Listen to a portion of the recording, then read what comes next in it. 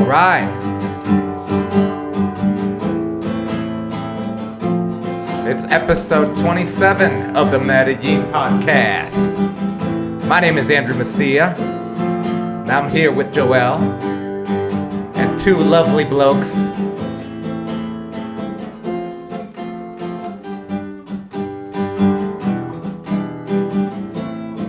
Joel, what we got in store today?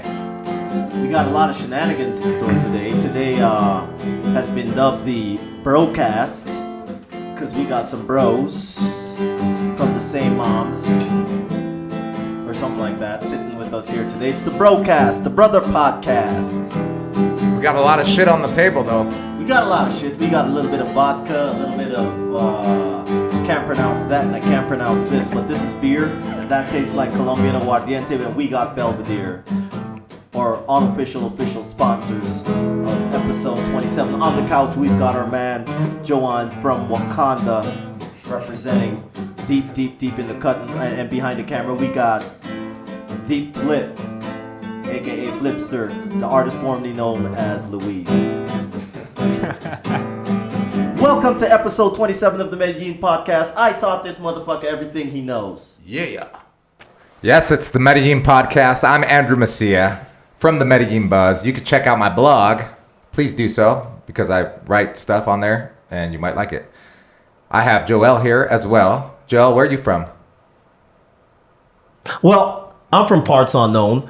You can check out my blog too, but I haven't written on that in at least 4 years, so probably it's a little bit of outdated information. But if you really wanted to, you could check out adventurejo.com or j.duncan.arch, where I exhibit some of my artworks. And Pornhub /dildo rammers. Dildo rammers. It's episode 27 of the Medellin podcast. I'm very excited because today we have two very special guests. Yeah. They came from the same womb that we came from. That we came from. From two of the same wombs that we came from. Yeah. So we got our brothers on today. And we don't mean just black guys. We mean like actual what was that brothers. That song on we're brothers. We're funny and we're silly and we're colored. Yeah, Give me a high five. Whoa. Yeah. That's the way we start. That's how the episode starts. Yeah. So, it's my brother Francisco has been traveling for a while, so he's back now in town. Josh actually had been here before, and now he's back in town. Yeah, he came in to lose his virginity a few years ago, and now he's back for a second time after like 6 years to follow up. And so it's a pretty exciting episode because I think we know these guys pretty well, but maybe we'll discover some stuff that we don't know. But before I jump ahead, Andrew just pointed. He gave us that long bent finger point, and he's letting us know we got to speak to our unofficial official sponsors, which no one's ever actually sponsored the Medellin podcast. But we have some Belvedere sitting right here. This really good vodka. Blame it on the alcohol. Francisco brought this back from. Where did you bring this back from? I brought that from Turkey. And it's actually turkey shit in water. Yes, that's the way it tastes. Yeah, it's pretty strong. What is it? I would say it's like the aguardiente from Turkey. Okay. Yeah. Aguardiente of Turkey, and it's way stronger than Colombian aguardiente. And we've got some beers. What are these? How do you pronounce that? You go try it. Try that. These beers are from Belgium, from Brussels. I would pronounce it Maresu. It's like South Seas. 10%. 10% alcohol. 10% alcohol. Triple tripel. Triple tripel. Should we try some of this and let's get some of the flavor crystals in the room? That's good. Cheers, guys. Cheers. Wow, this is pretty good. Joe, you want to taste it? Ever since I've been wearing these Invisaligns and I drink a beer or anything, I get a little bit caught up in the Invisalign, so I get to save it for later. Fermentation. Mm-hmm. Yeah, so guys, introduce yourselves. We can start over here with Josh. Yeah, what do you want me to say? Your name? My name's Josh Duncan. I'm from the block. You're from the block. Is that your Instagram? What's your Instagram? Yeah, my Instagram is, I think it's Joshi.fromtheblock. Joshi.fromtheblock. The Joshi's with a Y. You created that when you were like 9? No, I created that about like a month ago. Joshy Joshy from the blog. That reminds me of like like those emails, like when you go to work and then like someone gives you their work email and it's like cat lover 69 at Hotmail. Yeah. at AOL.com. So Josh, I know that Joel was born in Guyana. Were you also born in Guyana? No, I was born in Kingston, Ontario. It's like a small white town. Shout out to Kingston. Yeah, that's why you're whiter? Yeah, that's why I'm lighter. Of the lighter complexion. Because when you're born in Canada, there's not as much sun. So you're developing years. Lighter. Yeah. So he's actually like a real born bred Canadian. I'm naturalized because I moved there when I was 10. I think that's what they call us. Naturalized. And just to make sure I know I'm naturalized, on the front page of my passport, it says Canadian place of birth, Guyana. So every time I go anywhere, they know I'm naturalized, and his says born in Canada. What about you, bro? Where are you born? Are you? Well, I'm Francisco Macia, and I was born in Orange County, California. OC, to be more exact, Mission Viejo. Mission Viejo. And yeah, I was born, I think, in Santa Ana Hospital. Is that why you're lighter than Andrew? I am lighter. Yeah, I noticed that too. No, but we got white people on. Well, white. we got everything down white there. colored people on my mom's side of the family. Yeah. White colored people. Yeah, they're way lighter. Dang. Yeah. Actually, Yeah, they're like, lighter. wow, I didn't even notice that. Yeah. Yeah. So you might notice, like, I mean, Andrew's wearing a hat, but you would, if any of you guys get confused at any point, you can figure out whose brother's who based on the hairstyle. So me and Josh tend to sport this hairstyle. Yeah. His beard is now in training. In a few years, it'll grow up to be just like mine. Yeah. So one of the things, I guess, one of the reasons that you guys are on, apart from just being our families, that you're both, well, Franco is transitioning back into Colombia. And Josh is trying to maybe eventually move here. And it's your second mission, your second tour. And yeah, let's get back to this for a second. I'm going to start with Franco. I think you can ask Josh a lot of the questions, and I'll jump in there for the more embarrassing ones. But you tell us a bit, like, when did you first come to Colombia? So the first time I came was in 2012 with our sister Rocio. We came down for Christmas to visit Andrew. Okay. We spent like a month here, and we had a great time. What year was that? That was in 2012. I got a picture that we got to put up. I'll give it to Felipe. I was living downtown, remember, in the with Glenn, and obviously it was, I only had my bed, right, and I was sharing an apartment with somebody in downtown, right? Yeah, in downtown. So I put this little mattress on the floor. Not even a mattress, man. Yeah, it was like a piece of foam. It's like those foam things on the floor, and I just went to bed, and then the next morning I woke up and I see Franco. His whole half of his body is off the mattress because he's so big. So big. How tall are you? I'm 6'4". 6'4". Yeah, which is like 197 centimeters. I took a picture of him. And I was like in deep sleep. I didn't even notice that you took it. I'm like, we're ready. Put that up. And that's the same piece of foam that Josh is sleeping on right now in 2020 at our house. So it gets around. What about Josh? When did you first come to Medellin? I was here in 2012 also. In April. And you want to talk about that? You want to talk about how you ended up here? Because it was sort of like a surprise visit to me. Yeah. I just knew Josh was showing up, and you were how old then? Damn, make me do the quick maths. 20? 21. 21? 21. He's just a fresh young buck coming down here to visit me. We rented up in Poblado. We rented a nice apartment overlooking the city. Back then, it wasn't blocked by all the building. It's blocked off right now, and I think it was like a week before or a couple of days, I heard Josh is coming down. And why did you come down? Just for a change of scenery. Like, at that point, I'd only been to Costa Rica. And Joel actually decided to travel to, where was it? To get to Argentina. He was like doing a Central America / South America tour. Yeah. But he got stopped up in Medellin because he liked it so much.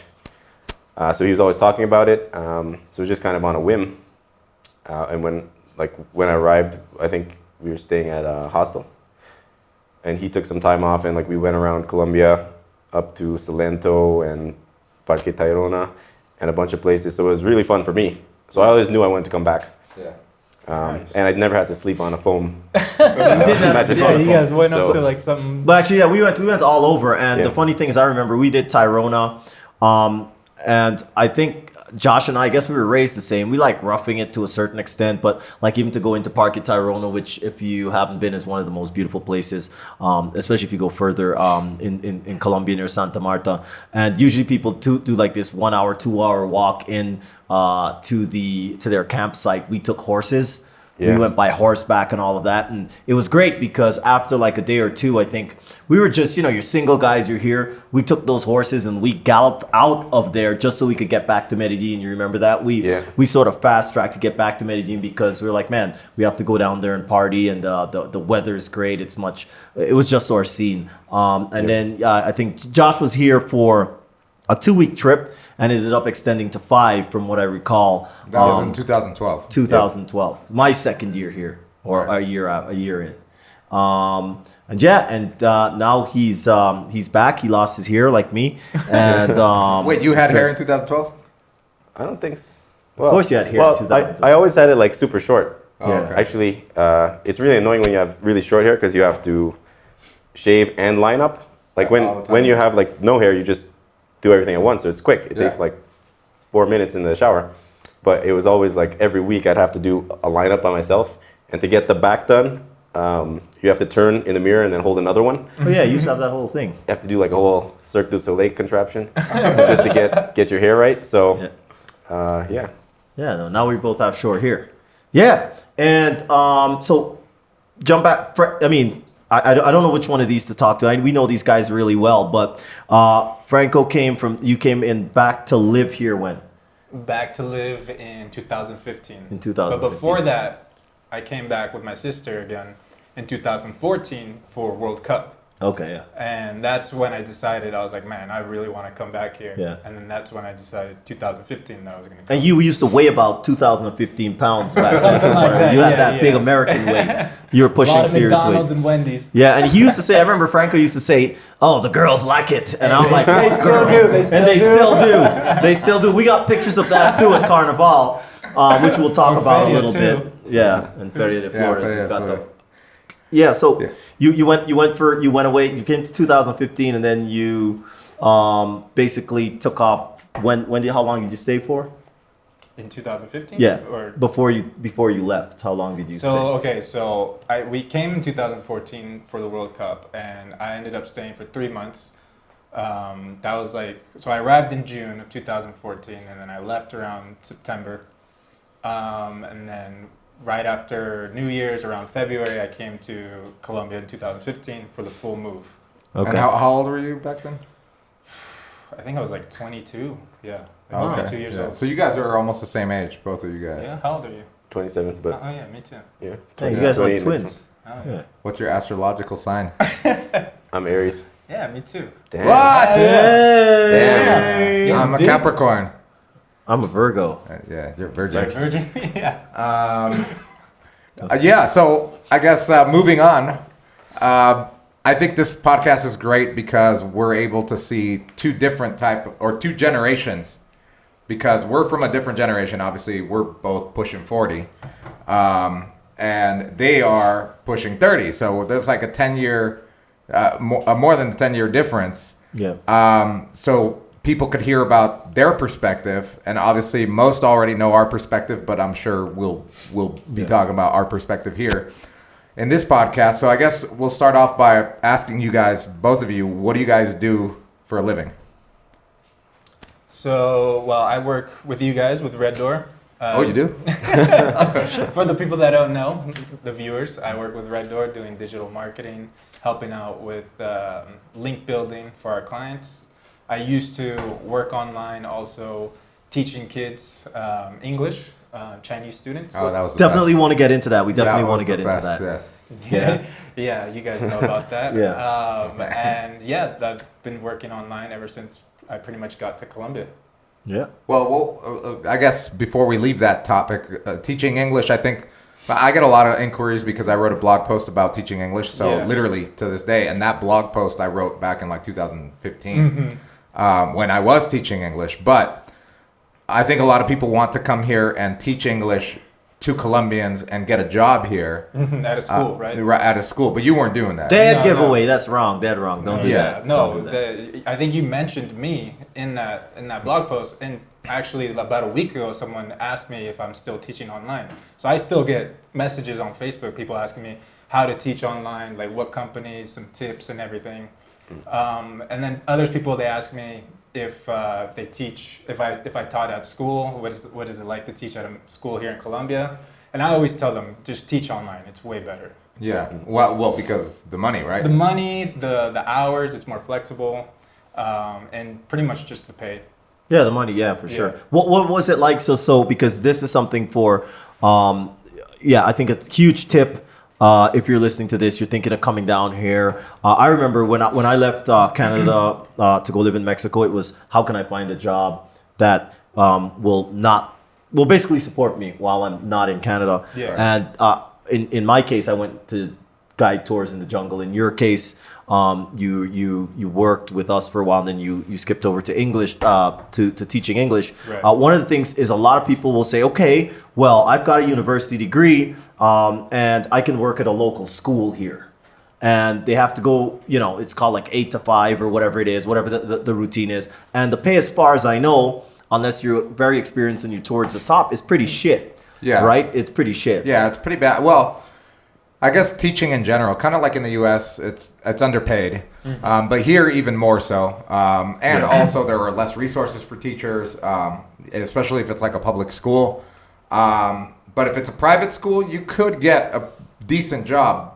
And if you're passionate about it, obviously, like for me, teaching is a passion, but it just doesn't pay as much as as well as the reason I bring that up is because when I graduated also, I was looking at potentially going to teach in South Korea and those places. Yeah. And most people said, okay, well, you can go and you can make about $40,000 and most of the schools will pay for your housing and other things. So you just bank a bunch of money. Yeah. And so you spend your weekend money and stuff, but during the week, you're not really spending a lot. So at least after a year, you can bank, like some people say, about $25,000.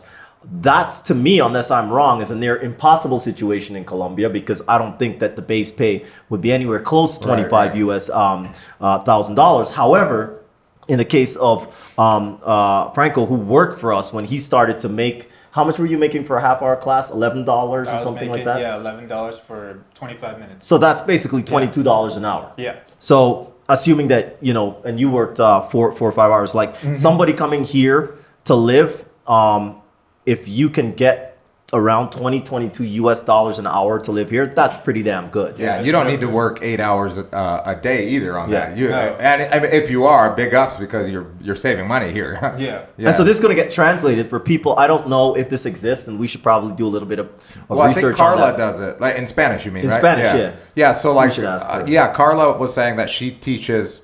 And I think she was mentioning, or she had mentioned, that there are platforms where you can teach online, but I don't know what the pay is. What that. Well, there's one platform, italki, but yeah. you set up everything. You do the lesson prepping and everything, and then you set your own rates. So that's one platform For Spanish teaching? for any type of language Because that you're I think teaching. one of the big things is for Colombians, hopefully we plan to make these podcasts available in Spanish and for subtitles. And I think one of the things is to give people, Colombian folks who are sort of stuck.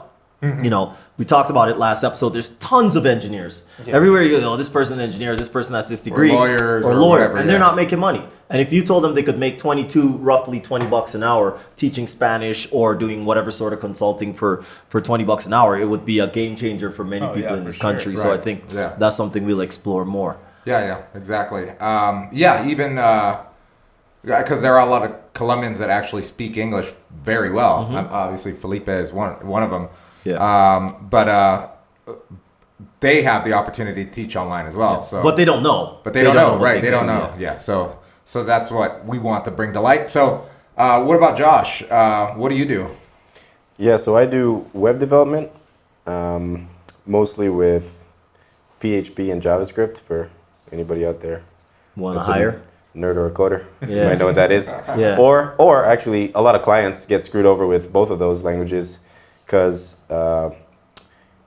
anybody can learn it. And actually, I self-taught, and I think the majority of programmers are self-taught, because what I hear from a bunch of people that went through the college program or university program is that they learn everything. So they learn how to make an operating system and how to make a printer and all this stuff that you could do if you want to code, but then the actual details of how to make a website and in terms of applications, like if you want to make a custom API, which is like if you want to talk to Facebook or Instagram, you can write code to relay messages. So those kinds of things you don't learn as much in school. And so what ends up happening is the people that come out of school, They don't know anything. they don't know anything. Yeah. So and people that hire them know that. So actually, if you learn on your own, like that's one of the great things is for people in Colombia or even people showing up here, it's one thing you can pick up if you're into, I would say languages and math, because that's pretty much all it is. It's just like learning a language. And it's even easier for me. Learning how to code is easier than learning Spanish, which I'm currently doing now.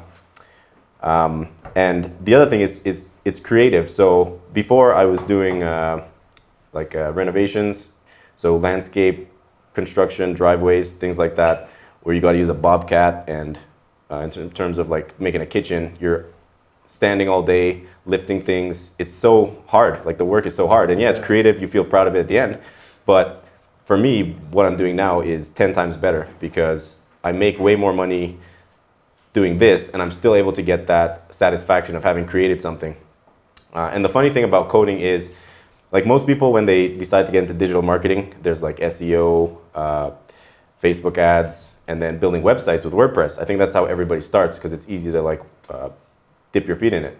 But if you just stick to WordPress, I don't think you're going to make that much money, and it's not going to be very fulfilling. There's like a ton of cheap contractors out there that screw you over. So if you get to that point, just like go a little further and get into like the back end stuff where it's technical, because at that point clients just want their problem solved, and literally they don't understand enough. So it's not like somebody can be over your head telling you what to do. You're telling them what to do. Exactly, and they have to trust you, because if they don't trust you, they go to a next contractor that's gonna end up screwing them over. Mm-hmm. So I would say, like, even for me, it's very difficult to hire a developer. Like if anybody that's listening is a good developer, you can reach out to me, because to find somebody that actually cares about what they do, and because the problem is I can't check over everything. It's not something that you can do even as a developer yourself. So if anybody out there is good, like, you can reach out to me, and you'll find those opportunities working with businesses like Red Door, because you guys work with developers, and you've experienced firsthand what a crappy developer can do.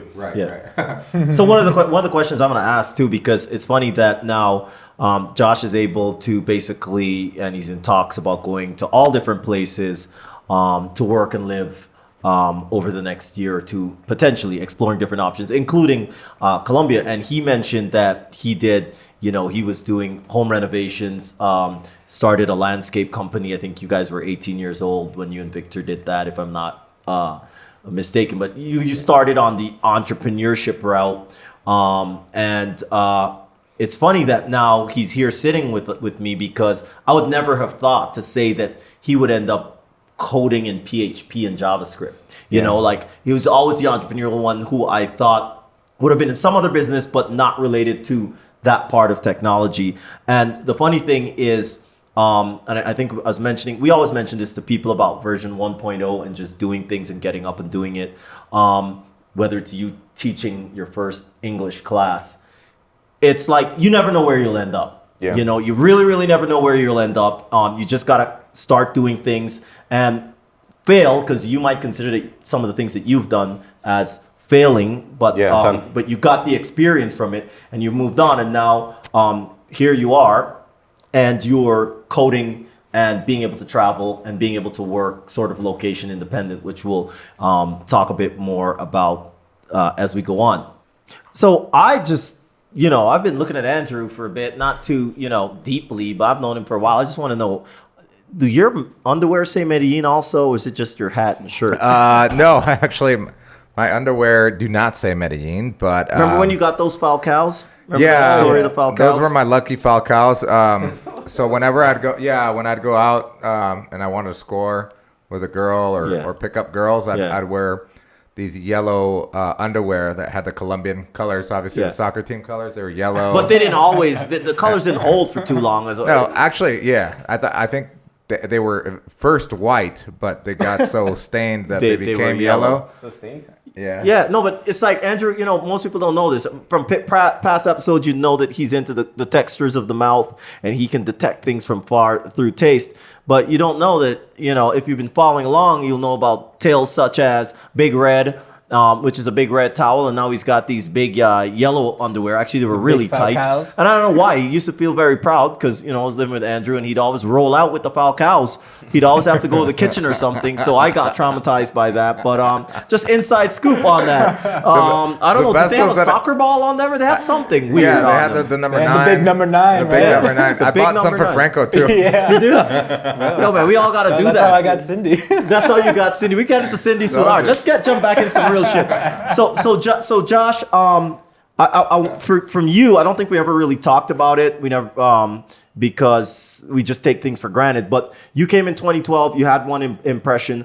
I think that when I was talking to you on the phone, one of the things I told you is that just because I love the place, because my family would be like, yeah, Josh should go down there. I go, listen, this place has changed a lot. I don't know if you like it. I don't know if it's the same 2000, because you came back last year in 2018.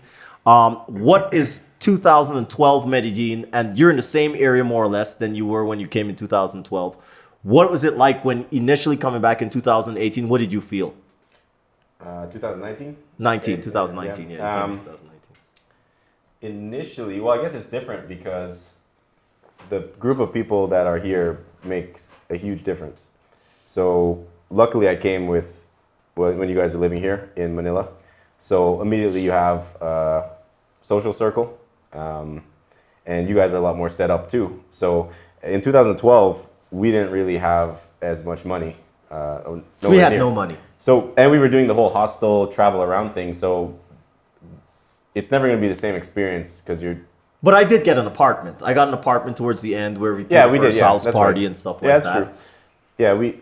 Yeah, we were doing way more partying. So we partied probably 4 or 5 times a week. Yeah. And actually it was kind of shallow in a way because after the party, you'd wake up the next day and kind of be waiting for the next party. And especially if you come here and you don't have something to work on, you're going to eventually start to feel low because other people have things to work on during the day. They're doing their thing. They're not like always talking to you. So you kind of feel like, okay, what am I doing here?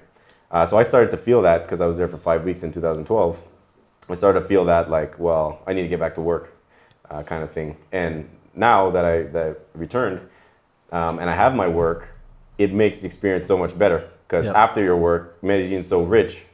And the group of guys here, like you got Mike, Felipe, and everybody you work with so cool that you kind of, like I like it better than Toronto. And I grew up in Toronto. And it's like I have more friends here than back home. Yeah. And that happens really quickly. And it's unique to, I think, Medellin because living in Panama for a while, the culture is more American where people aren't willing to just like on a dime go out and go somewhere. Like Andrew just called one of the people we work with, our friends, Gio, and within like less than an hour in the night, even though he has a kid, he was playing pool with us. And in Panama, what are you laughing at? It's not, yeah. Oh, because because I think he's laughing because he knows the fact that Gio, he's a little older than we are, but he showed up looking like Dora la Exploradora, like Dora the Explorer in these little shorts and stuff. And I mean, when I think about it, I want to laugh too. Gio, don't ever do that shit again. We won't allow you into the circle. Anyways, but yeah, but that's a joke. That's a joke. But yeah. Continue. So Franco's more like something from Panama. We asked Franco the same day, and he's like. He said he got to work or something, but it was 9 o'clock. Yeah.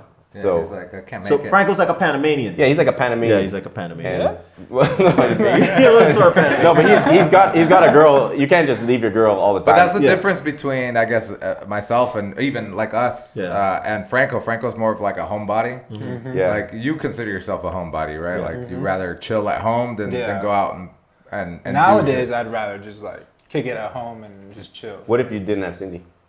If I didn't have Cindy, I'd be out dead there with you guys. You'd be dead. I'd be downtown somewhere. Yeah. Okay, so yeah, it does change when you have a girl. Like, But you said actually Josh said something that's really, really important. I think about living here in Medellin.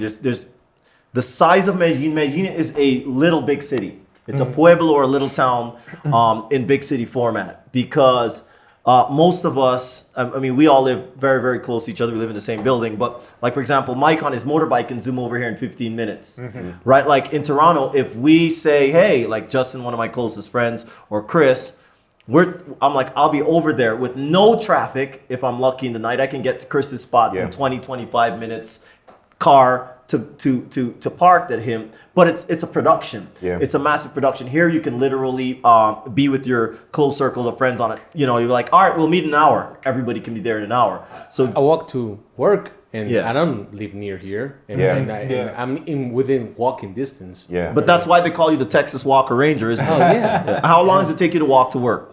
It's about 5 kilometers, and it takes me about 45 to 50 minutes, which is the normal if you're grabbing like a bus or something. Don't worry, in Toronto it would take you 45 days to get to work. No, I know. Or just walking and shit. Yeah, no, because I used to live in the outskirts of the city, like near the international airport, and. Like in comparison with that, what it used to take me like hour and a half to get down and then grab metro or whatever other bus, and it was always basically sum up to like almost 3 hours. Wow, yeah, that sucks. Yeah, and that's basically what it is in like big metropolis, in other parts, or even in Bogota.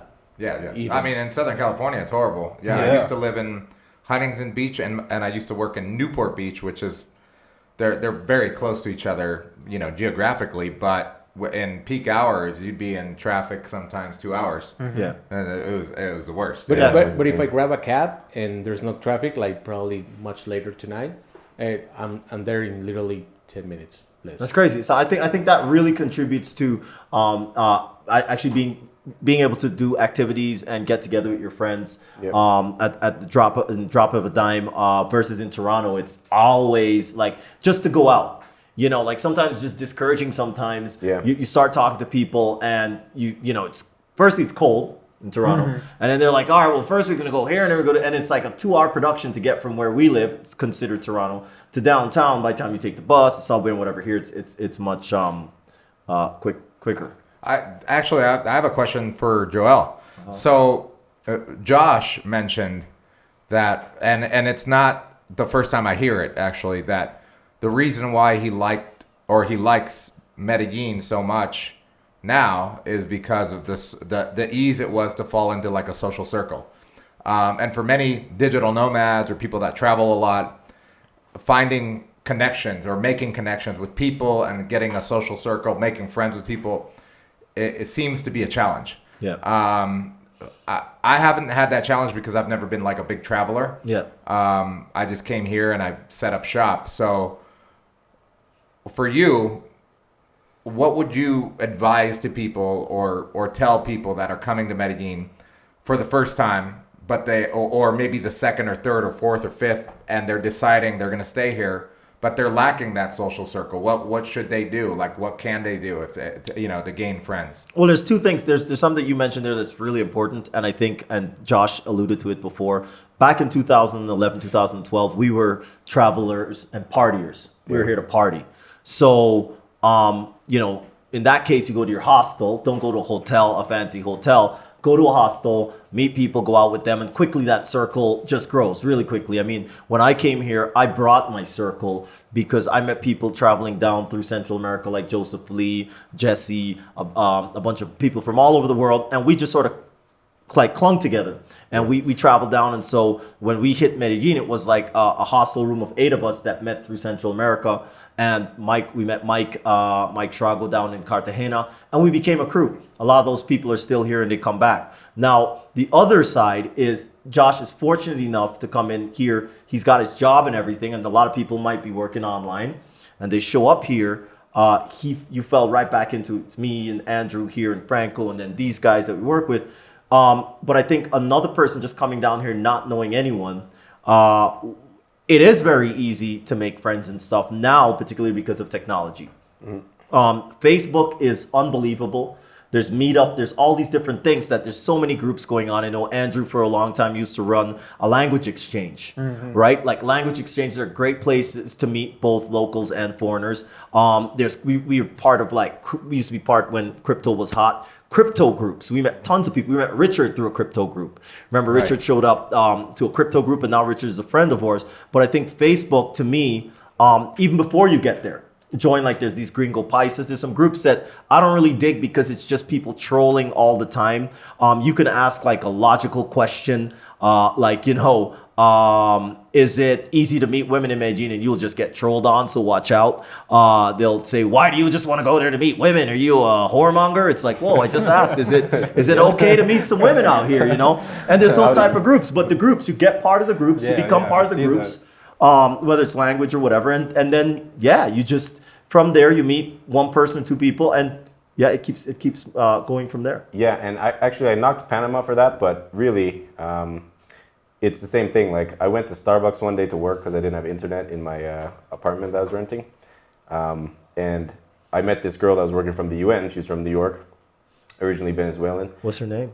You want to call her out here? No, she was not into me. I knew. I mean, she was super. The thing is, she was super nice, but not into me because, like, at the end, I was just like, "Well, like, thanks for giving me." Like, she gave me like a Facebook group and a WhatsApp group. Not her personal group though. She added me. She added me. Okay. She gave me her number and everything. But at the end, she just kind of like she got up like straight, and I was like, okay. And she's like, yeah, nice to meet you. And then she books it, and so I was like, damn, like I wasn't even hitting on her. So, but I knew she wasn't interested. So so anyway, but she was still friendly enough to put me onto these groups, and that's how I met a few people from Panama. Like I showed up at an admin group. Like they made you an admin or something, you said? Yeah, they made me an admin. Like I just showed up to this WhatsApp group meeting, and they made me an admin of a group that is in charge of partying. So like, there's like, it's like day number 2, you land in Panama and you're admin of a party group. Yeah, it's like, so it's not actually that bad. And then one of the admins of that group, I was like, it's Friday, what are you doing? And he's got a kid and a wife. He's like, well, I'm not going out, but there's a party bus. Oh. So the party bus story is funny because he puts me on to his friend who's late. So I show up and I meet all these guys and there are girls around, but I was just comfortable talking to the guys for now. And it turns out they were all gay. It was like a gay party bus. Oh, really? Yeah. Well, the guys were gay, but they were girls. So, I mean, it's even better because there's no competition. Yeah. But just within the first week, essentially, I'm on a party bus with a friend of a friend who's like welcoming me. He invited me to Carnival for Panama. I thought you were going to say a sleepover, a pajama party. So you're going straight in. Yeah, no, he's like super supportive because I wasn't into any of the girls on the party bus, but he just like near the end of the night, he grabs me. He's like, man, this is not like Toronto where you're from. Like you could just grab a girl and dance with her or whatever. Yeah. So he was interested in me having a good time. Yeah. And I just met him. Yeah. So I think that's the thing that's different in Latin America too. The warmth of the culture just kind of punches you. In Toronto, there's no way a guy. Yeah, nobody's inviting you into the circle to dance with their girls. No hey, way. Come on, bud, you're alone. Come grind up on my friend over here. That's not happening. No, it's anywhere. not happening. But the important thing there is for me, like I haven't connected deeply with anyone in Panama yet. So like with these guys, it's like once you meet a unique group of people, like Joel said back in 2012, some of those guys from then he's still really close with now. Like once you meet that group when you're traveling, don't take it for granted because it's easy to get lonely when you're traveling or even when you settle down somewhere. Yeah. And you need that circle. Yeah, so like Franco, you guys were traveling for a whole year in Europe. Mm-hmm. How'd you guys handle meeting people and going out and actually making connections?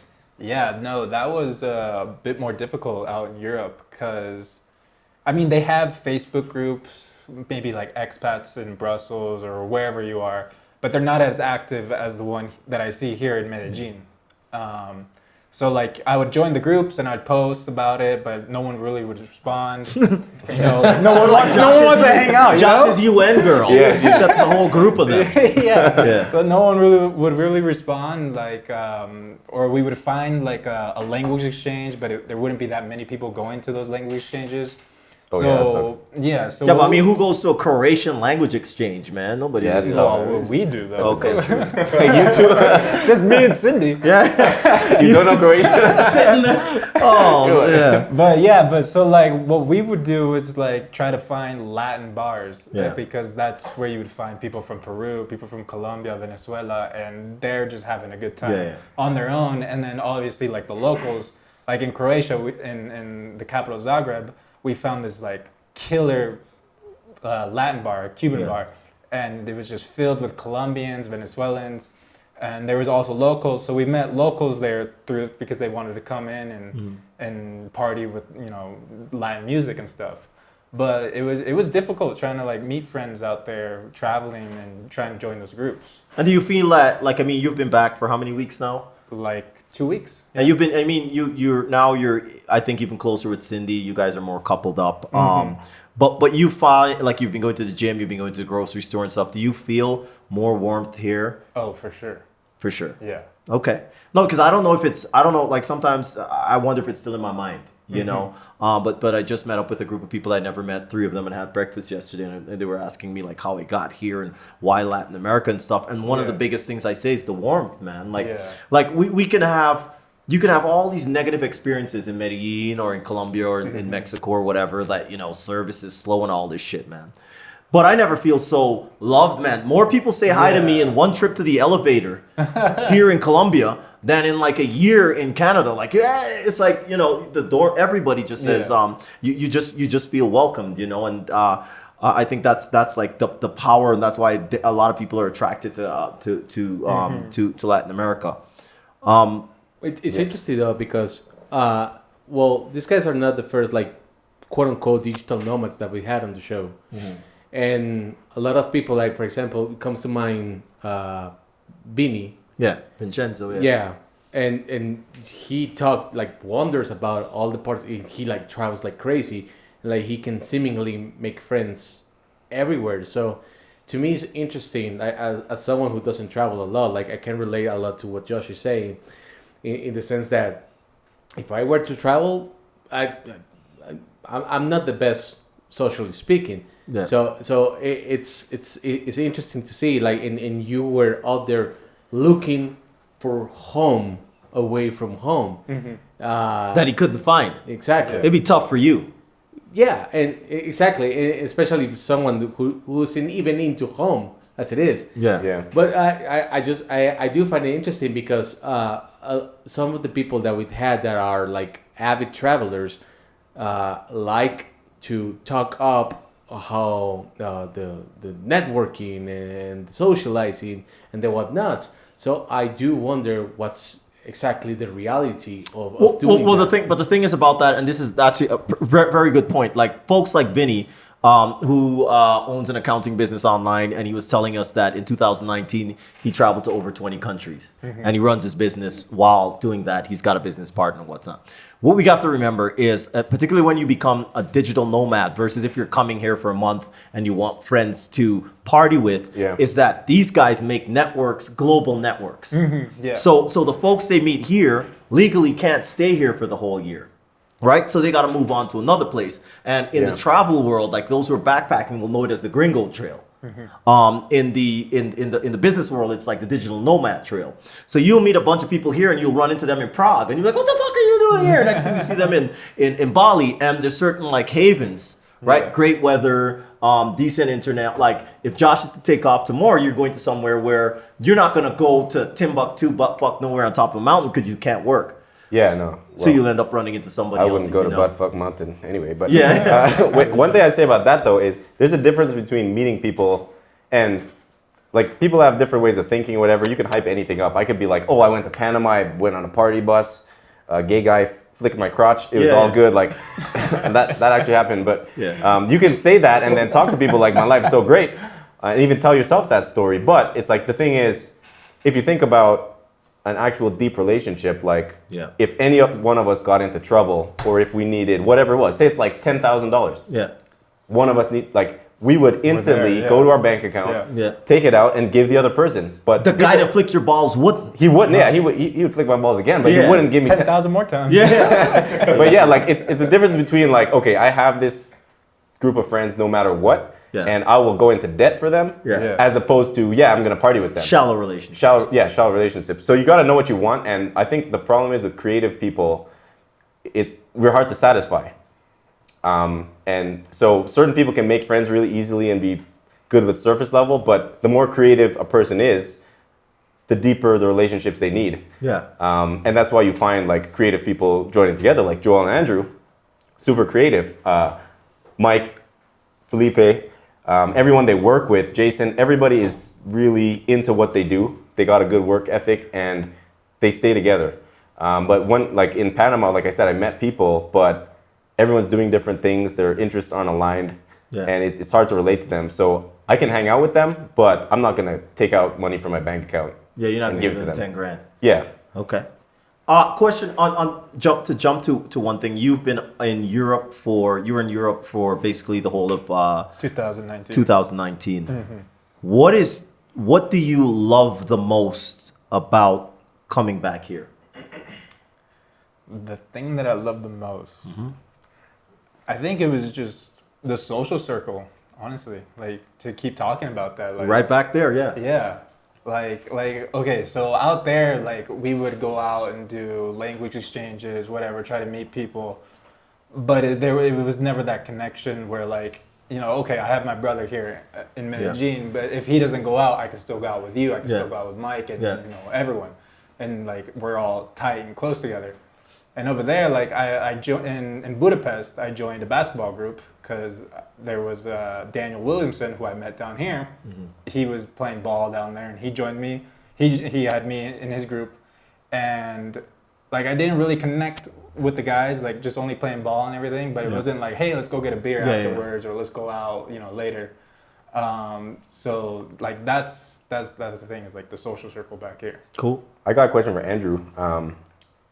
Being that you've been down here for so long, like what do you miss about the U.S., like that you can't get here? Well, particularly in Medellin, the ocean, for sure. The beach, man, I love the beach, and obviously I could get it just on a 45-minute flight, but it's not the same as living there. I used to live like 3 miles away from the beach, and literally after work sometimes just go to the beach, surf or just go hang out or go swimming or whatever.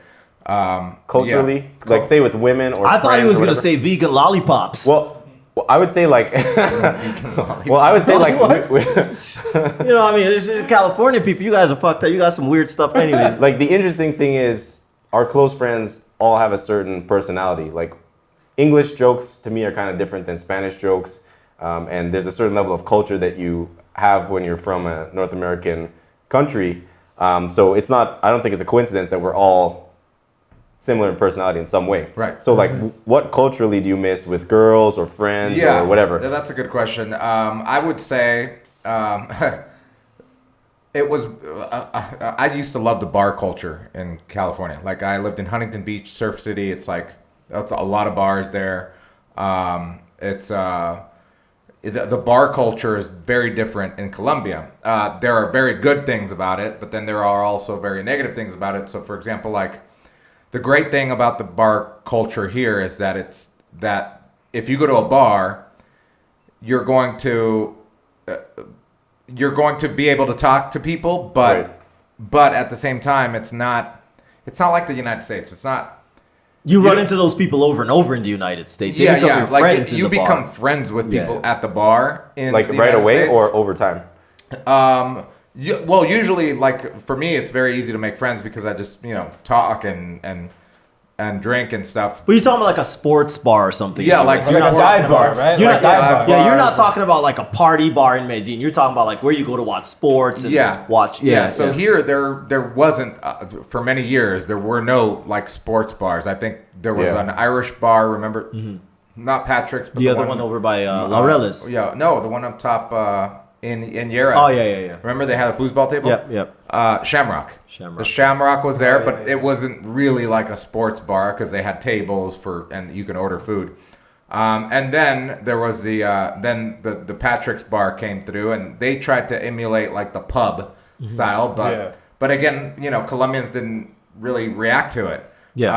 So to answer your question, the thing that I missed one of the things that culturally stands out in my mind was that the bar culture. But now, here in our own neighborhood, literally 1 block away, I have Metropole. And now there's literally right next to our house, there's a new bar. Siete pulgadas, I think it's Siete called. Pulgadas. Shout out to Himar. Yeah. And To yeah, Himar, the pool hall. Jaimar. We Jaimar. call it We Jaimar. got Jam. Jaimar. Jaimar. Yeah, Jaimar. Jaimar. Call it Jaimar, yeah. Yeah, they actually they're a pool table and card table factory. Yeah, if you're watching this, like show up because we go there sometimes and it's fairly empty, but it's a really cool Dude, place. how many pool tables are there? Like You 20? can't count There's them. like There's 20. a lot of them. There's You like can't count 20. them. There's like 20 Way more pool than 20, tables. yeah. There's a 20. whole other side we don't Yeah. even go They to. got alcohol. They give you popcorn just for Yeah. free when you're. It's And there's like amazing. restaurants There's food, downstairs, yeah. so you can just order the food and they'll bring it up. It's awesome.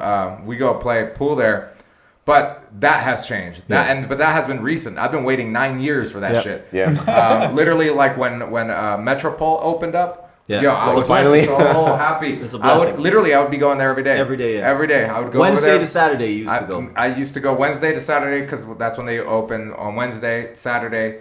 And I would talk to everybody and I made friends just like in the US. It reminded me so much. It brought me back to the United States, that nostalgia.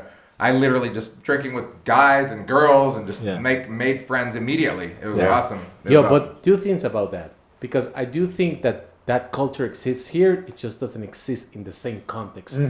Because here is the tiendas, the corner stores. Right. Tiendita. And exactly where you go, the what you were describing, I think you called it last episode dive bars. Yeah. Dive bars, and you described just for context, last episode we had the owner of Metropole, the bar Andrew's talking about, and you call it, this is a dive bar, but a dive bar in the US is very different than what it will be here, because here, and you mentioned Patrick's and Shamrock and whatnot, and even the Bogota Beer Company's joints have used this, and it's a weird form of cultural appropriation where it's more of a style than actually being a culture or something. What I mean is, if you go to a bar here, what will be common and you find it in very corners,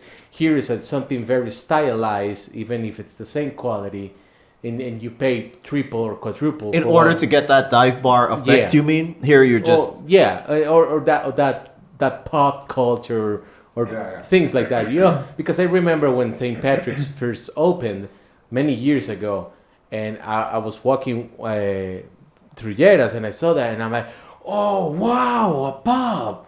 I was so oh shit, this must be the best beer in the world, and the reality is that it's nothing really that special. It's just something that hasn't been here, and therefore can afford the opportunity to be like a premium experience, even though in reality where it comes from, it's not a premium experience. So what you're describing, it's exactly what I had throughout my adolescence and early 20s.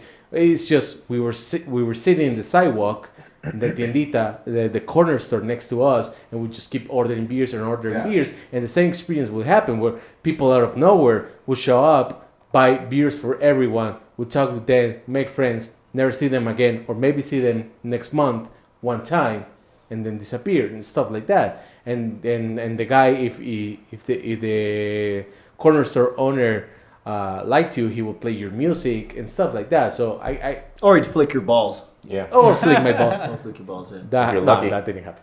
No, but I get what you're saying there. But what I wholeheartedly agree. So Medellin is and has changed a lot. So cultural, call it the things that you missed culturally about the United States or Canada. You can find it more now. Like somebody coming here now, you won't miss it as much. What I mean by that is when we came here and we were right there on Calle Diaz, there was no KFC and Domino's and Subway beside each other. Yeah. So if that's what you're into, just call it even like fast food, it's here. Yeah. Right? Music, it's here. We went to many places where we would die to hear like 2 hip hop songs. You remember back in like 2011, like 2 hip hop songs, like a fucking great night. Now they play sets. Yeah. You know what I mean? So, and culture being defined as language, traditions and all that type of stuff.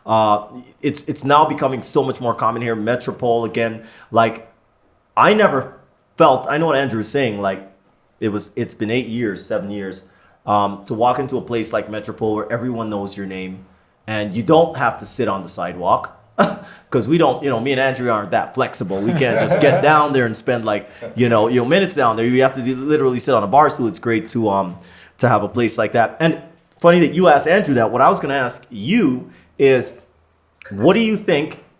And we're going pros and cons. Yeah. What's been the hardest thing to adjust after being in Canada, which I think there's some beautiful stuff about how organized and structured Canada is, like, the way driving is, garbages and all that. Yeah. But it's great. But then to a point, it's cold. Yeah. It's so organized, it's cold. That's my opinion. Yeah. What has it been for you that has been the hardest thing to adjust to here in Colombia specifically?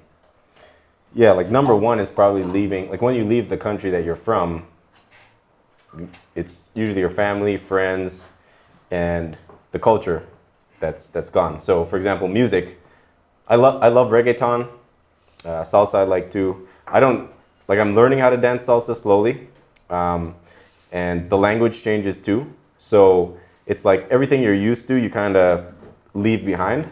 And so whereas you could set up a life for yourself where you feel like you belong, like you have things under control, and people, when you leave that, you're kind of into a spot where you might not be your full self because you're listening to people more. If it's Spanish and you don't know Spanish yet, you're learning more. So you got to stay quiet when people are having other conversations that might be interesting. Yeah, that's tough. You don't understand it. Mm-hmm. There's obviously pressure too. Like to learn Spanish quickly, there's pressure because you don't want to miss out on conversations and you don't want to look dumb. Yeah. But at the same time, you can't rush yourself because with learning a language, you have to have a passion for it. Otherwise, it just becomes a chore and you begin to hate. You're like, I don't even want to learn Spanish, right? So for me, it's like, if you find somebody that you like, which I did here, and the person's Spanish, then like if you get a girlfriend or a boyfriend, whatever it is, then it makes it much easier because instead of a chore, it's like, I actually really want to communicate with this person. Yeah, that's amazing. Yeah. So yeah, that hard part kind of flipped itself very quickly. And like you guys said, it's warmer here. So women are much more willing to put themselves out there and tell you that they like you. Yeah. In Toronto, like you better be the first one to say that you like them. To say that you like them. Otherwise, it's like they have so many options that they really don't even care. And I'm sure Colombian women also have a lot of options. As a foreigner, yeah, it's nice because you become different. So that drawback of being different in a place that you're not accustomed to is also a positive because with guys and girls, they're like, oh, this is somebody different.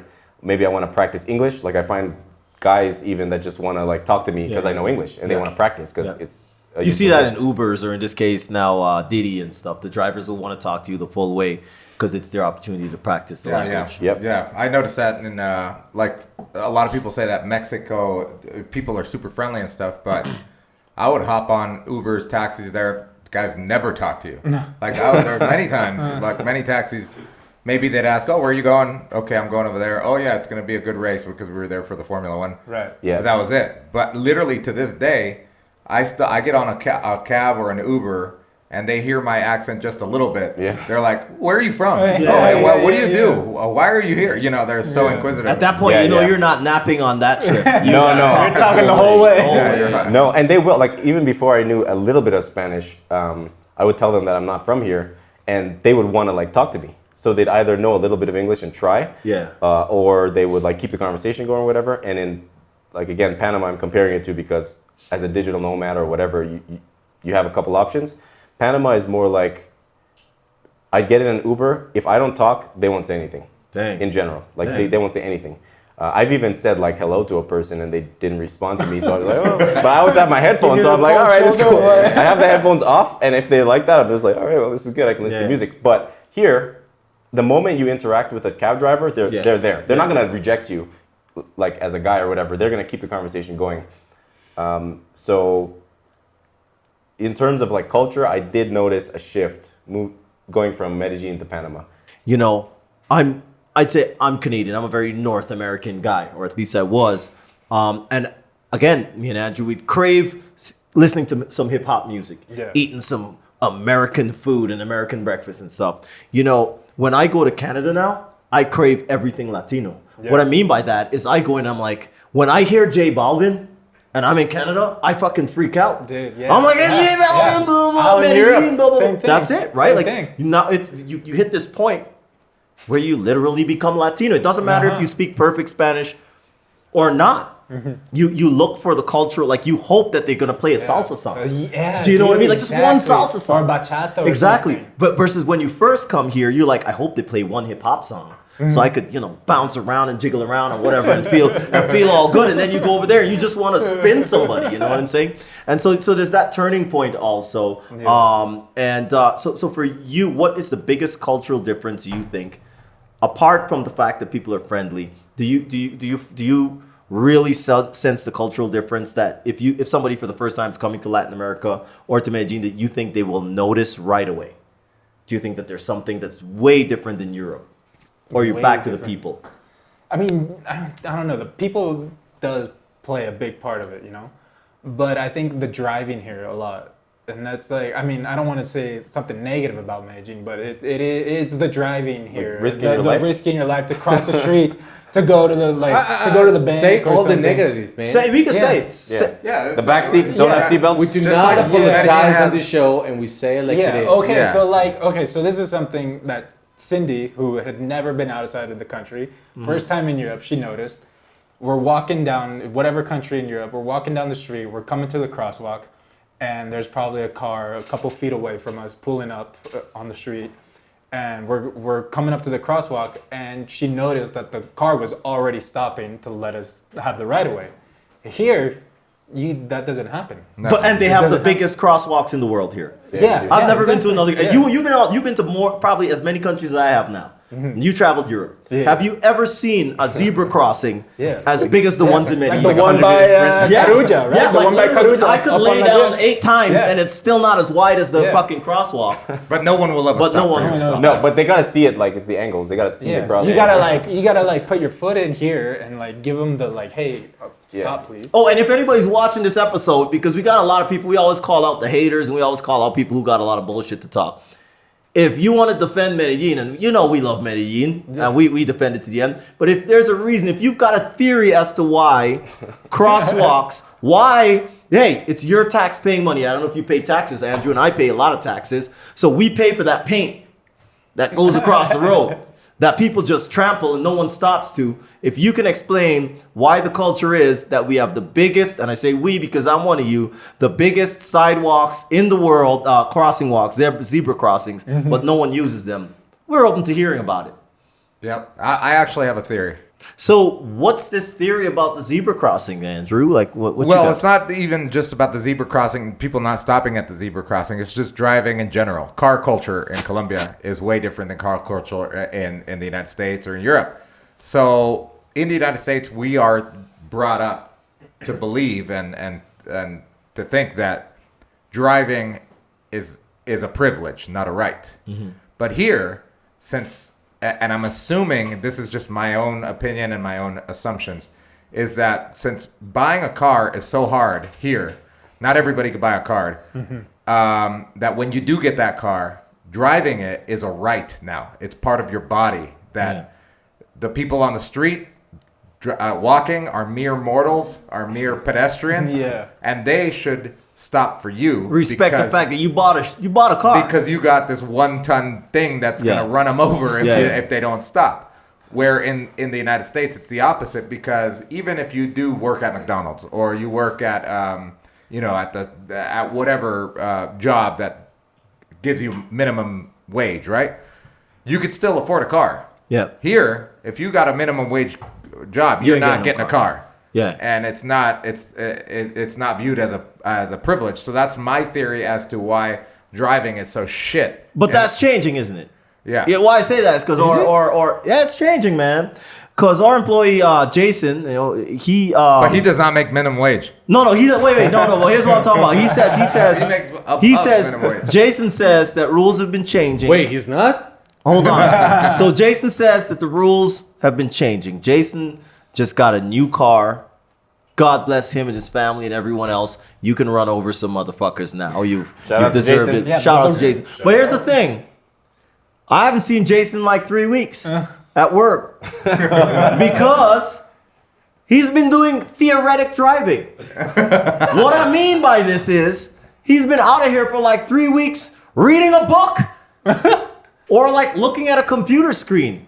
He has, I think yesterday was the first time he actually sat in a car and held a steering wheel. So had now to, like, study. Now they're on some extreme shit. For you to get a license, and I don't know if Jason, if you're making this shit up, you're fired. But if now all of a sudden they move from having the biggest zebra crossings, no one's stopping, to a rule that mandates somebody to be 2 weeks in driving theory. That's some encyclopedias of shit you gotta in the study. US it's the same. driving. Driving. But in the US it's the same. 2 Driving weeks? school. No way. No, you Not don't in do Canada. 2 weeks. I did No, that. we've got a book. When I Stop took lying, it's true. Yeah, that's what he's not lying. It's true. When I took my driving lessons, like way Like back back 15 when? years ago. 1959. In 1784. Yeah. No, but it was like that. It was like 4 Saturdays, 8 to 12 of straight theory. Like sitting in a classroom and a guy. Let me ask you a question for real. Let me real. Let me play devil's advocate on this motherfucker. I did drive. Wait, I you did trying drive. to tell me that every person I see driving around this city has been in? I could do some quick math. 4 Hell times no. what? Well, how long is this? Basically, Give me the hours. A month. 8 by 4. So you're telling me that Colombian people go to a month of theory, but don't know you should stop at a zebra crossing? Yes. No, they do know. No, those bus They drivers do actively not know, man. they no. No, they do they know. don't know. They no. They actively. That's what Andrew was saying. They actively chose to ignore it. Yeah, they do. They don't follow the rules. They're negligent about it. And because it's not enforced either. There's Yeah, not. that's true. That's true, too. And for those of you that are listening that have maybe never been to Colombia or are just in Colombia for the first time, police here are not traffic police. So that you have two they're segmented. So in the United States, a cop can stop you for a traffic violation. Yeah. Here, a cop will not stop you for a traffic violation. It's Only a- the tránsito. It's a Transit. transit cop Yeah. that stops you for a traffic violation, and there's less of them than there are cops. Yeah. So That might be right. it's not that the rules aren't there and that people don't know the rules. It's that they're not enforced. So it's like when you're a kid and they tell you don't eat the candy, and the parent walks out the room, you're gonna eat the fucking candy. I'm gonna give a prime example of that.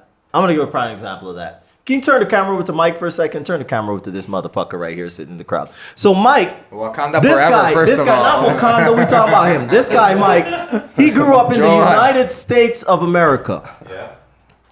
And when Mike gets on his motorbike, it's like he is in a new stage of was that? Banjo Kazooie Was that or what the Evel fucking Knievel? Evel yeah, Knievel. yeah, Mario. He's like leaning I swear and this everything. motherfucker. I swear he's got bananas and shit that he throws to the left and right. Playing He Mario Kart. drives like a crazy man. No, I don't was- believe him. Hey, Not for me. hey, if Mike rode a bike the way he rides a bike here, for 1 block, he'd be incarcerated in the United Pulled States. over. Straight up. Second. Yeah, right up. Yeah. Right, straight up. So I do think Yeah, I think maybe you're right it's about that. because it's not enforced. And then when you're driving and everybody's cutting you off, yeah, fine, for a day you're like, oh, these people. But then after a year of doing that, you're like, well, I got to do it too. Yeah. It's like you can't drive normally here. Like if Yeah. I tried to apply the same skills I learned in Canada driving here, I'd be screwed. People won't think that you're skilled. Yeah, it would take twice as long. And the drivers are skilled here because it's not like they crash all the time. Yeah. In India, for example, they drive the same way. They're not skilled. They're in panic mode.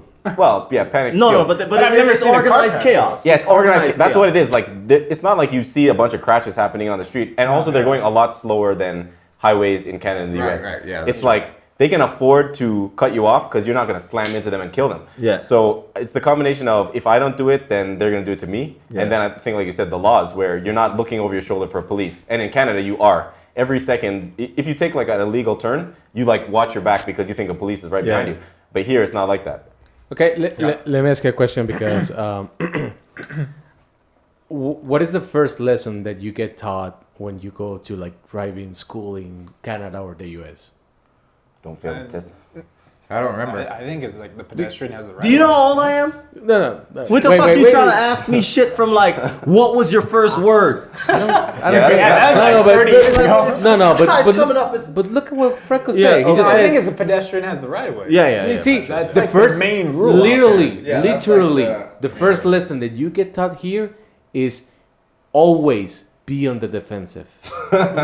What? That's literally the Don't even know what that first means. rule you are taught. Defensive. That's like the Right. first rule in Mario Kart. No, but defensive driving, that makes sense. Yeah, but it's not defensive Get to the driving. car. I don't even know what defensive. Is it Okay, defensive what driving? is defensive driving? Yeah, but here people don't. Basically assume that everyone is going to run you. Yeah, to so be run cautious. you. Don't be Okay. aggressive. Yeah, no, that makes always sense. be on the defense. Like always assume that everyone is going to Oh run no, into we you. learned that too. Though. Yeah, that's Like, awesome, man. Yeah, I the think we- defensive. But people here, it seems like they're taught that like always be on the offensive. All right, let's get off this shit. I can't believe we just spent an hour ranting about zebra crossings. I got a real important question for my brother. I think I know the answer already, but what has been, or what things have been like game changers here in Colombia for you, lifestyle wise? Dang. Well, I'm assuming you think the answer is women, which. No, that's not what I was thinking at all. Oh. Well, weather. This motherfucker's talking a whole lot of shit. Hey, this is my little brother, man. I'm like, a few years older than him. I'm going to tell you his answer right now. What has changed my brother's life is an application called Rappi. Right. Rappi has changed I've this heard guy's about life, man. I've never. This guy went from fucking 0 status to diamond status. Yo, I'm diamond right now. You're still gold, man. I'm diamond right now. I just barely got gold. I barely got gold. I'm still diamond. Gold. I just you barely guys got can gold. you diamond. Yeah, Yo, I'm still diamond. Well, okay, tell yeah. us about Rappi. Tell people about Rappi, man. All right, because they don't have The that. Rappi expert. First of all, shout out to Rappi. They call it Shout out to they Rappi. call it diamante because it's not diamond. It's not, Find this man at Fuck Rappi. his Fuck handle Rappi. is Rappi I Coach. hate Rappi. Fuck Rappi. Man, get your Grinch ass out of here. Tell them why you like Rappi. So, John. okay. And I can compare this to Panama because they got Uber Eats there and something called Apetito Bootleg 24. shit. Yeah. So it's like, it's bootleg Rappi because Rappi, if something goes wrong, like they don't find the product in the store, they text you like right away and the app works really well. But also they got like a $200 million investment from Y Combinator. in What the is US. Rappi? Shout out to For Y those that Combinator. don't know, what So is Rappi is pretty much a delivery service where you can get stuff from the pharmacy, grocery store. If like say you need to send something to a friend and you don't want to drive there or take the bus or whatever, you can literally give them a bag and they'll take it to your friend. So it's for just a very small fee. for a low fee, and that's also key because in Panama they got Uber Eats, but it's not as diverse and it's just like not used as much. So I missed that when I moved to Panama. Like I've been using Uber Eats, they screwed me over a couple times, but I came back to Rappi and thank God. Like And what do you pay? I mean, for unlimited, I don't know. I don't know if I'm still on the same contract, but I think it's $5? 12,000 pesos. oh that's yeah $4 for unlimited deliveries, and then Yeah. you just tip your delivery guy. But unlimited Whatever you want. deliveries. Yeah, Yeah. it's amazing and like and obviously they have that in Toronto as well, but it just it's You more can't expensive afford here. it. Yeah, You can't afford yeah, it. like and if you afford it, you're gonna be. Well, true story is, I think Andrew was telling me yesterday he discovered a drink that has no sugar because we were on this whole no sugar tip, and I think he just ordered 21 of them. Was that 21 you ordered? Yeah, I ordered 21 Hatsus. Big up to Hatsu. Yeah, big up to Hatsu. Hatsu is a Colombian brand by students from one of the universities here. And they started their brand of teas. It's basically tea. Yeah. But cold tea, right? But now they have flavored sodas and all this stuff. But yeah, like actually Josh put me onto it because he's like, oh yeah, this shit doesn't have any sugar. And I tasted one and I'm like, this has no sugar. Literally the next day, I'm kind of like that type of person that like if I get into It's this, no longer owned by them though. yeah, they were Remember bought this? out. They were Yeah. bought out and became Episode 20, the Cara. Yeah, that, we that talked could be about good it. though. That could be good. Yeah, it was good. So yeah, I kind of go overboard with things, and I ordered 21 of them. Yeah. No, but like I mean, at Rappi, game changer. I talked about it back because in Canada I got a little bit of a cold, and in Canada it's cold. We're talking about that day was like minus 15, and I wanted a little bit of cold meds, and I thought, man, I got to put on all my clothes, Yeah. get in the car, go all the way to a freaking 24-hour pharmacy to get some stuff. Here, download Rappi. You select pharmacy, boom, boom, boom, cold medication, 20 minutes to anywhere from 20 minutes to an hour. It's there. Game changer. Yep. Any game changer for you? In Medellin? Imagine in Colombia. What's a game changer for somebody coming here? My reco, get Rappi. It's going to change your life. Get Rappi. I hope they sponsor us one day. I'd have to agree, Rappi. Yeah, Rappi's a big game changer. You can't just agree with me. Yeah. The hell is this? I'm open to sponsors as myself. You're open to sponsors. What's your game changer advice to somebody coming down here to change your lifestyle? Gym, literally. Smart Fit is literally like $20 a month membership, and you can use any Smart Fit in Latin America, I think. If not the country, it's it's Latin America because I used it in Panama. Yeah, so he used it in Panama. Yeah. But yeah, the great thing about it is that it's cheap and their stuff is basically new because they're a new franchise. They have a lot of basically the same equipment that you'll find like at 24 Hour Fitness or any other gym, et cetera, et cetera. Yeah, Matrix equipment. Yeah, but the game changer for me is that going to the gym in Medellin is a lot different than going to the gym in fucking the United States, where I go to the gym and I'm fucking motivated because there's women left, right, and center. You mean good looking in your eyes? Yeah, good-looking women. Yeah. Well, you go to the same fucking gym, you know what I'm talking about. Yeah, I'm just mostly trying to guys. get it out of It's you. You mostly just guys. said there's people. I'm like, every gym No, I has said No, but not women. girls. Every Good-looking gym women. has women. Not girls. Okay, well, I just came from Toronto, and it's the guy-to-girl ratio is crazy. I was joking with my friends saying it's like a club in here because the guy-to-girl ratio is like 100 to 1. Here. In No, in Toronto. It's It was 100 to 1. 100 like what? guys to one 100 girl. guys to Okay. one. And so, yeah. like, if you see one girl, you'll be like, you know, trying to do whatever machine is close to her. But here, they're everywhere, so you could diversify your workouts. All right, so guys, today is February 14th. Happy Valentine's Day, St. Valentine's. Yep, happy Valentine's Happy Day, Valentine's Day, everybody. boys. We And should- since We should just hug. it is Valentine's Day, we want to talk about Valentine's. Loves. Yeah, and loves With an S. with an S. So good. So I know Franco has a Valentine. I do, Where's I your do. little Valentine? My Valentine is right there in the audience. Look at her. Popping up like a Latina. Shout out to Cindy. Shout out to Shaking Cindy. like a Polaroid picture, girl. Yeah. So that's your Valentine's. Well, yeah. So what? That's it. That's it. We done with that. No, so- we got real. Oh, what do you want to know? Andrew's got a Valentine. So we're let's talk done. love. Let's talk love. Let's talk love. Andrew's got a Valentine too. I got my He's got Valentine. his own Valentine? Valentine. Next to Sydney Cotto. Now that's a very Paisa Colombian thing to do.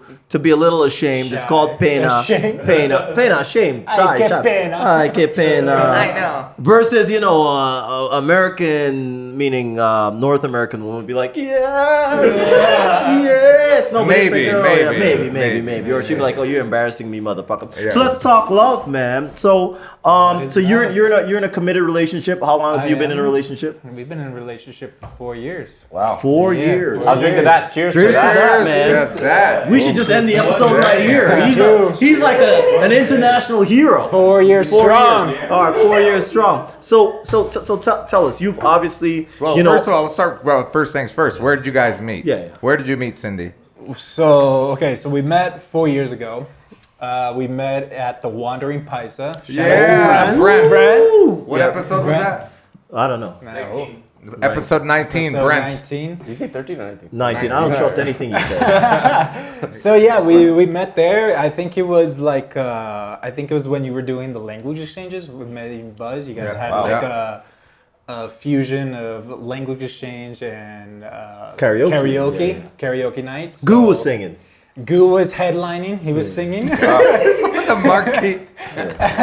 Yeah, so like I met her there. I actually saw her friend who was Catherine, who was, I think she was one of your old students from Blendix. Yeah, I we knew went to her. Choco. We went to Choco. Got the Caterina. Yeah, so I knew her and I went up to say hi to her and then she introduced me to Cindy. And then I just went on throughout the whole night, and then towards the end of the night, I saw Cindy again, and I decided to talk to her. No, wait. I remember. What do you remember? What do you remember? We got different. What do you remember? I'm giving you the short version. I don't know. What do you remember? Andrew, how did he's like, yeah, we went on and we, I decided to talk to her. You did that. Dear sirs. No, how did this go down? So I remember that you met her. Obviously, I met her too. It was the first time I met her. We met her and whatever. Everything was good. And then you kept asking everyone for a gum. Yeah, okay. No, it wasn't just me. It was the three of us. It was me, Jesse. Remember Jesse? Yeah, I remember Jesse. And I forget who else, but it was the three of us. We're looking for gum. Yeah. And Before talking. Yeah, we were. I don't know. We were probably drunk out of our minds. Anyway. No, we weren't drunk out of our minds. We had just gotten there. Yeah, we just got there. Anyway, he just brushed his teeth, got in the cab. He needs some gum. Okay. So I went up to Cindy and I asked her, "Hey, do you have an extra piece of gum?" Did you use that voice? Did not say that. What do you want me to say it in Spanish? Did you use that low voice? How did you get so How did you say it in Spanish? I was like, "Hola, tienes chicle?" She looked at me like, "What?" I'm like, "Chicle," and she looks through her purse and she pulls out some Trident and she only had 2 pieces left. And I'm like, no, it's okay. Just give me 1 piece for the 3 of us. For the 3 of us. And she's like, "En serio? Are you sure?" And she hands it to me, and I grab it, and I start, breaking it up in 3 pieces. I'm like, "Here you go, Jesse. Here you go, whatever." Yeah. And then like The rest later is on the history? night, and we went out. We actually, it was me, Cindy, and Catherine. We wanted to go dancing, and you guys had actually left. You and Andrew had left that night.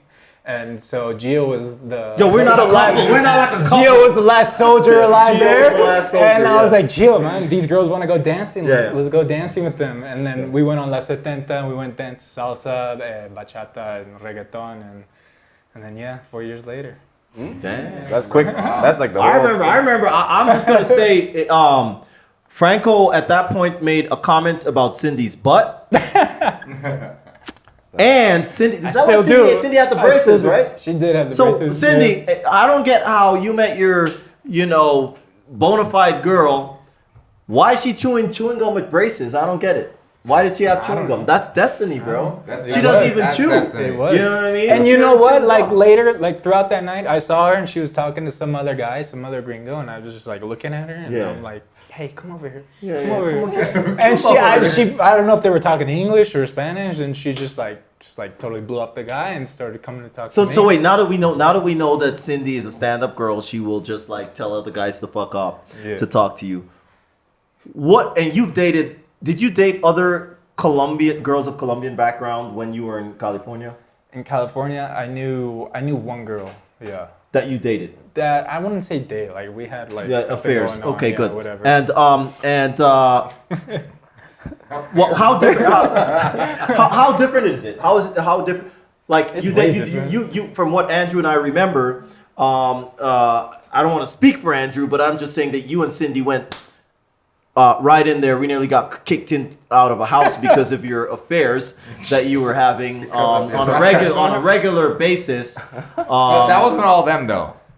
Was it? It wasn't all you, but it was all of us. It was 50% them, 25% Joel, 25%. Okay, so I claim 25% of the reason why we nearly got kicked out of the house. But Franco, due to noise complaints, these two, we nearly got kicked out of a house. But what is the difference between dating to you a Colombian woman, like a real? Because Cindy's a real Colombian. Yeah, woman. she's straight up Colombian. Straight up from, and she's costeña. She's from Cartagena too. Yeah. So what's the difference? Don't forget she's here. Give us the real deal. Forget she's here. What's the difference? The difference. Well, okay. I mean, the difference.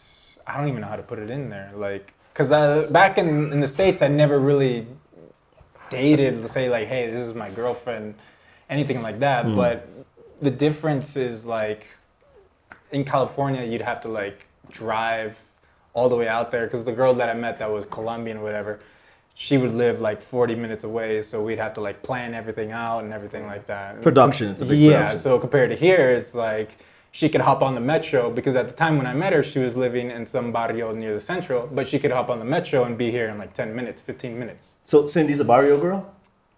Yeah. Okay, cool. Yeah. Damn, bro. Barrio girls are pretty hot, man. They're like, Barrio El Salvador. a barrio girl's like a ghetto girl. He's calling his girl a ghetto girl. Man. Cindy's a ghetto girl. That's nice. All right, cool. She's a barrio girl. Yeah. Ghetto girls do it better though. Just saying. Ghetto girls do it better. I need a T-shirt like that. What do you think? Speaking of which, Josh, Wait, Let's talk about some ghetto girls. tell us about your experiences dating in Medellin. I would say things happen faster here. Like Yeah. kids or what? Yeah, they do happen a lot faster. Wow, you got to take a. I gotta be careful about what I say. First time you took a sip. Why, are they before watching? question. They're I gotta be watching? careful about what I say, but You don't have to call names. You could just say it. no, yeah. Okay, so the problem is, for dating, I generally like the connection with somebody. So if I'm dating, what I like about the person is being able to like be open with them and have company. Because to be honest, it gets lonely. Not just traveling, but also anywhere you're living, you start doing the same thing, you get into a routine, and you get kind of lonely. So I like being able to connect with somebody. And like, yeah, you think it'd be more difficult with the language barrier since I don't know Spanish, or I'm learning, but girls are willing to put an effort to use a translator or learn a bit of English or put up with your crap of not knowing Spanish. In Toronto, it's more like, it's like they're dating half for that reason, like trying to connect, and then the other half is status or wanting to get married, or like whatever the thing is. So it's like a really weird dating culture there where it's hard to meet people. But here it's much easier because it's not as much of a thing. The second thing is the sex culture is different where it's expected that it happens quicker. Here. Yeah. Okay.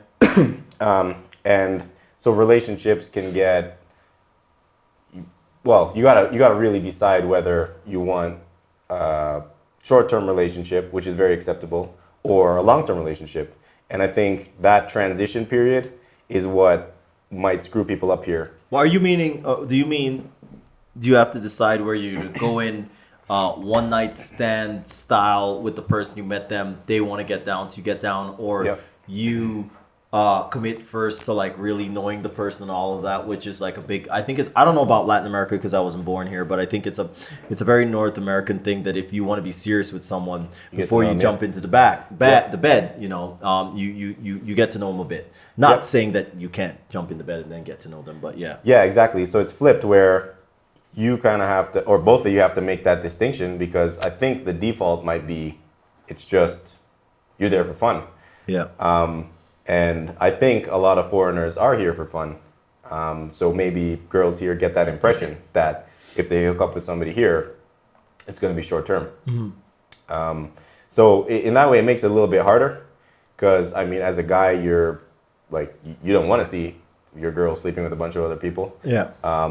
Not that you would care that much, but it's just not something you want to see. So if you're here to date seriously, it's good to be upfront about that right away. But then you still have the same expectations as dating in North America when you're dating seriously.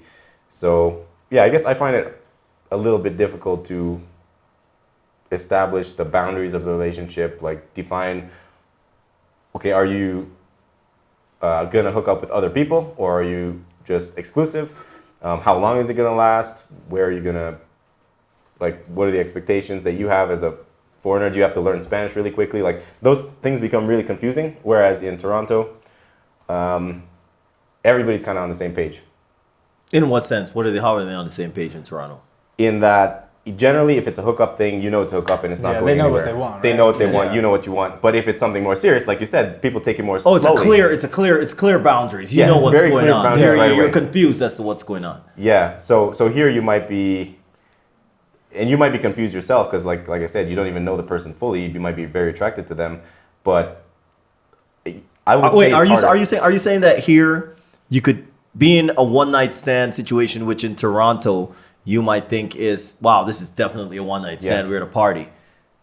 Versus here, it's a one night stand, but she's expecting a lot more, and you guys haven't talked about it, or Yeah, like like a she one could night- be expecting that, or you could be expecting that too, where you might be expecting it to go further, but then the girl isn't. does not. Okay. And then it screws things up because you see her with another guy or something, and then You're like, what if, the hell's if that going on? gets introduced into a relationship too early, like It's yeah, messed it up. screws things You up. think that's true, or what do you think, Andrew?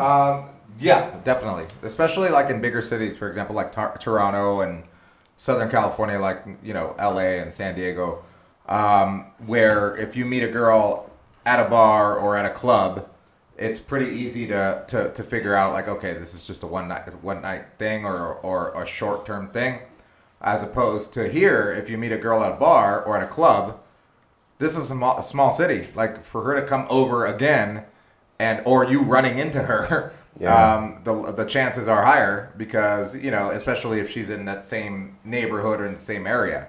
The other thing, one thing that I wanted to ask, I guess wrapping up kind of or getting towards the end of the dating stuff, is I know that Franco found his girl through our network. Josh also through our network. Joel and we didn't have a network. Joel already explained that he was here, and he came down with some foreigners and stuff that were backpacking or traveling.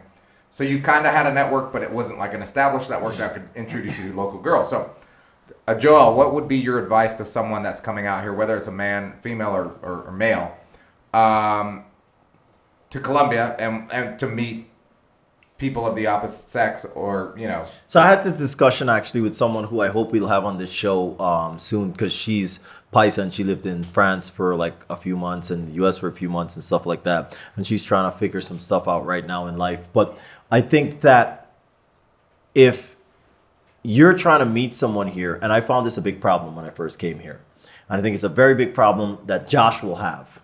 Right? Not Franco, because he's here living and he's found Cindy already. But particularly when you're a foreigner and you come here, if you want to just hook up with girls, man, there's tons of girls to hook up with here and everywhere else in the world. If you want to do something serious, and because people write Andrew all the time on his blog talking about, hey, I want to meet a wife, I want to meet somebody that's serious, I want to meet whatever. The thing is that there are also girls here, as many as there are loose girls and guys around the world, they're serious people. And you can't come here, you know, on your backpacking level or your transient level that you're on to Bali tomorrow and expect to meet a girl that's going to take you seriously. And I was actually speaking to this woman and she said, listen, every now and then, man, I do my one night stand because I'm like, wow, this guy's super attractive. Things felt right. It just happened. You know, but what she said is a lot of foreigners, when they come here, everything feels rushed.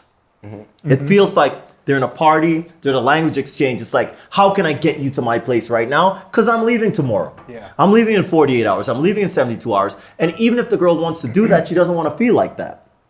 Do you know what I'm saying? And so unless you're a really good at like pickup and stuff where you can make her feel relaxed and then that's what you're there for and you can disarm her and she does a one night stand with you and everything goes fine. I think that one of the biggest things is that you have to really know if you're trying to go on a certain to have a certain level of a relationship here and to meet a certain type of girl, you have to, one, be very confident in the position that you stand, right? If it's that you're just here for a little while, I'm just looking to have fun, you have to say that.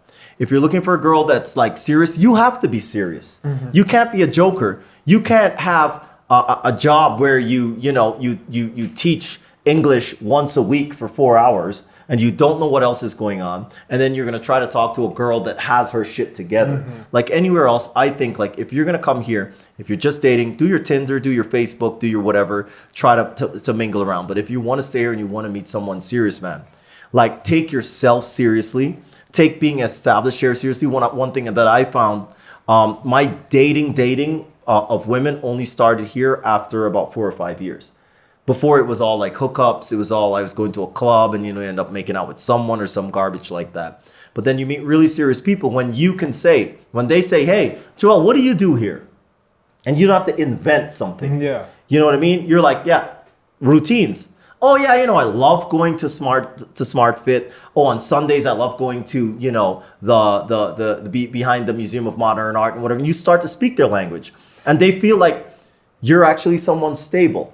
Like, I think a lot of guys, we feel like, wow, we're God's gift to women. So we're like, yeah, I travel the world, I do this, that, and whatever, and they're just gonna it's gonna fall. So I think like being really sure about you and establishing yourself here will help you to date better here. If you're not established, you're gonna get women that just don't want anything established. Right. Yeah. And for when I first got here, the thing that really killed it for me was I started teaching English.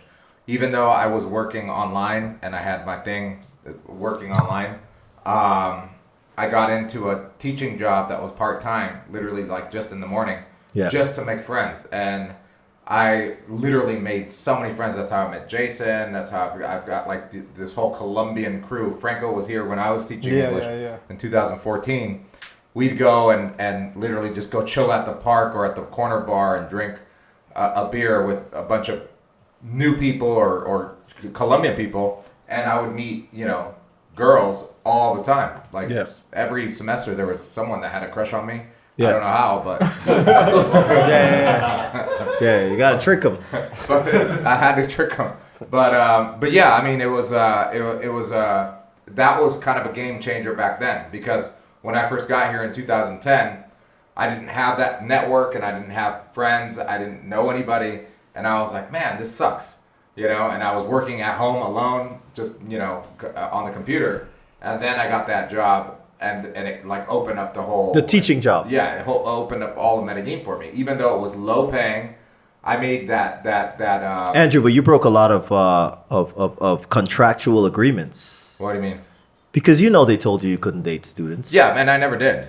I never dated a student that was studying there. You had an Excel spreadsheet with the date of expiry on their student contract. You'd be like, all right, September 7th, I'm in. You gotta keep it legal, though. You gotta keep it legal. You gotta keep it legal, Andrew. You can't get fired. Yeah, but, protect the job first. Yeah, but anyway, I guess moving on and... No, we're not moving on. You guys use any dating apps here? Oh, okay. Any dating apps? Talk about dating apps. I was on Tinder very briefly when I came here, but it's... It's rough. Well, it's rough, and then also, you could trick yourself into being like, oh, this girl's attractive, but you wouldn't actually date her. Because it's hot. It's horny. It's horny matching. Yeah, and you don't even know what the girl's like. So here it's much better to, like Andrew said, get a job, or we went to volleyball fairly recently. If you just get into activities where you can actually interact with a person, you're gonna have much better chances than a dating app. Because dating apps, there's 100 guys and 20 girls. There are also guys out there that are watching this right now that have no personality to interact. So Tinder is great. You know what I'm saying? Could be, but they're always competing with unless you just want to hook up and you're really good looking. Okay, do it. Could be good for Mike. Yeah. But if you actually want to meet girls, activities are always better. Yeah, you gotta go to the events and everything to meet girls like that. Right.